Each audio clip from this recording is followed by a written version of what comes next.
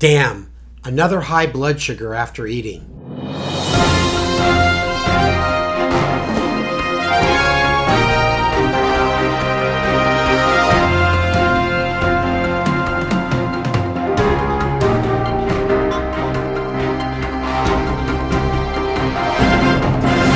Hello Nation. Today we're going to talk about controlling your blood sugars after eating, something that really affects all of us folks with diabetes, type 1 or type 2. Now, people with type 1 diabetes and a large subset of folks with type 2 are taking fast-acting insulin. We can use that insulin to bring our blood sugars down after eating, and we can adjust the dose on a day-to-day basis. For people with type 2 diabetes that are not on insulin, they're on pills or injectable incretins such as Victoza or Bydureon. Those drugs work to lower the post-meal blood sugar, but those are medications we don't adjust on a day-to-day basis. So what I'd like to tell you today is a laundry list of quote-unquote non-pharmacologic tools to lower your blood sugar or help limit the rise in your blood sugar after eating. The first on the list is limiting the amount you eat. That's easier said than done, but if your blood sugar is high before eating and you want to limit the rise, just cut back the total calories you're eating. Easier said than done. The next is eating less simple carbohydrates in your diet.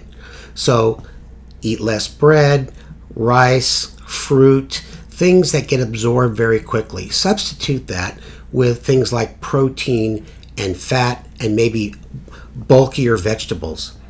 The other thing is spreading your calories out. So if you're going to sit down to have lunch, let's just say you're going to have a sandwich, an apple, and a small bag of chips. Your blood sugar's high before eating, or you really want to limit the rise.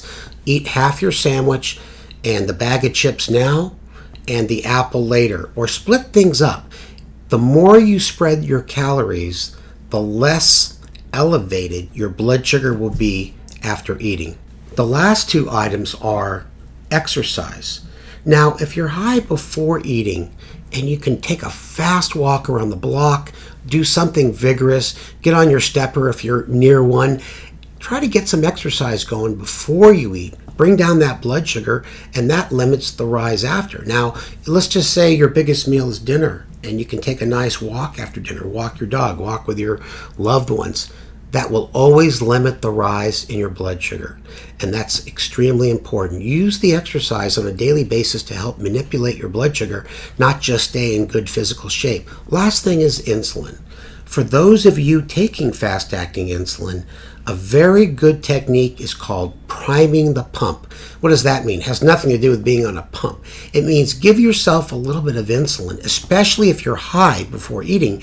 Let that insulin to start to work before you overload it by eating a bunch of calories and carbohydrates. So if you're on the older regular insulin, 30 minutes minimum before eating. If you're on a fast-acting analog, you might want to take it 15 to 30 minutes before. And once again, it depends on how high your blood sugar is at the time of the meal.